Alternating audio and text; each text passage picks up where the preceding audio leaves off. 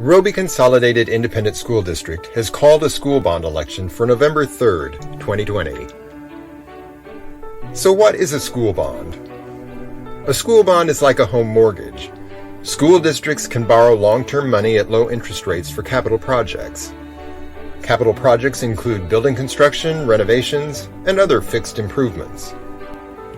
Voters give the district permission to take out a loan and pay it back over an extended period of time. Bond funds cannot be used for salaries or operating costs, such as utility bills, supplies, building maintenance, fuel, or insurance. How did the district decide that a bond was needed? Working with the Board of Trustees, teachers, and community members, the Roby CISD administration staff developed a list of items needing attention for the voters to consider in a 2020 bond package. Our district has been evaluating current facilities and equipment, ongoing enrollment, and other priorities with the Board of Trustees to collaborate and compile a list of items that need attention. This list is now being put before the voters on November 3rd. What does the bond include? First, the bond includes a new classroom building and instructional space. Second, extensive high school renovations, which consist of a completely remodeled interior and a controlled visitors entrance for security. Third, a new HVAC heating and cooling system will be added to the existing competition gymnasium.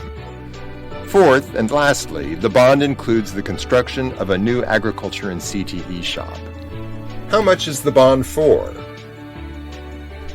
The total amount for the proposed bond is $10.8 million. How does this affect me? School taxes are levied in two parts. Maintenance and operations, or M&O, fund general operations like building maintenance and salaries. This tax is subject to recapture from the state. The second tax is called interest in sinking, or INS, and funds debt service, and 100% of these funds stay within the school district. If the bond passes, the INS tax rate will increase by approximately 28.5 cents. For a $100,000 home, that will be an estimated $17.81 per month. It's important to note that citizens over the age of 65 are exempt from increased tax charges with a properly filed and approved homestead exemption. This homestead exemption permanently freezes the amount paid for school property taxes, unless the property is renovated or additions are made. Please contact the tax appraiser's office for more information. How much of our bond tax values would come from wind tax revenues? This chart represents the value split between wind values and all other values within the school's taxing district, or local value. Based on the 20-year chart, the wind company would contribute an average of 47% of the revenue necessary to pay for the bond, and the local tax base would contribute 53%. The only way for the district to access this wind value is through the INS tax rate. These values do not apply to the district's normal M&O or operations rate. 100% of the revenue used to pay for the bond, both wind and local, will remain in the district and be used for bond payment. Bond revenues are not subject to the state funding formula, also known as the Robin Hood tax. Become an informed voter.